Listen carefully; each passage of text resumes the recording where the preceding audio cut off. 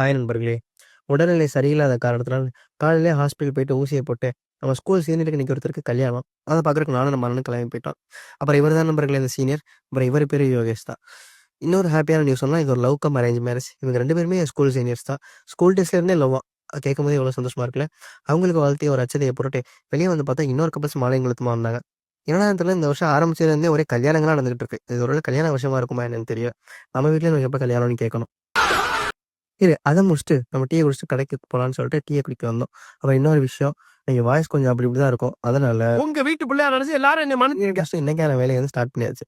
இன்னைக்கும் heavy work நண்பர்களே. போட்டு செவட்டிட்டானுங்க. எந்திரிக்க கூட முடியல. வேலைய முடிச்சுட்டு நம்ம கோயில்லயே செருப்ப விட்டு வந்துட்டோம். அது இருக்குமா இருக்காதான்னு பயத்தோடயே போயிட்டு இருந்தோம். இருந்துச்சு பரவால்ல. அதனால தான் மூஞ்சில இந்த சிரிப்பு. செருப்பு எடுத்துட்டு நம்ம பழைய ஃப்ரெண்ட ஒருத்தர பார்க்கறக்காண்டி கிளம்பி போயிட்டோம். அப்புறம் இவரு தான் அந்த ஃப்ரெண்டு. இவர் பேரு கார்னேஸ். இவருக்கும் இன்னொரு பேர் இருக்கு. அது என்னன்னா கலக்கல் கார்னேஸ்.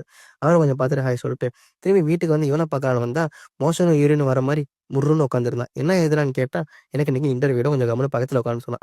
அவனோட இன்டர்வியூ முடியிற வரை வெயிட் பண்ணிட்டு, நம்ம ஏரியால அன்னைக்கு மேட்ச்சு. அத பார்க்கறக்கு கிரவுண்டுக்கு வந்துட்டோம். அப்புறம் எங்க ஊர சுத்தி ஒரு 50 ஒரு ஃபுட்பால் கிளப் இருக்கு நண்பர்களே. அதனால மாசத்துக்கு மினிமம் ஒரு மேட்சாவது நடக்கும். மேட்ச்ச முடிச்சுட்டு வழக்கம் போல பிரியாணி சாப்பிட கிளம்பிட்டோம். என்னடா வந்ததுலேருந்து வெளிய சாப்பிடுறேன்னு கேட்காதீங்க. பெங்களூர்ல சப்பாத்தியும், சாம்பாரையும் சாப்பிடுற அந்த வலி இருக்கே! சரி, அத முடிச்சுட்டு வர வழியில நம்ம ஃப்ரெண்ட் இவன பார்த்தோம். இவனும் என்ன மாரி பெங்களூர்ல தான் வேலை பார்க்குறான் நண்பர்களே. அது எப்படின்னு தெரியல. நான் எப்பலாம் வொர்க் ஃப்ரம் ஹோம்னு வரேனோ, அப்பலாம் இவனும் வந்துடுறான்.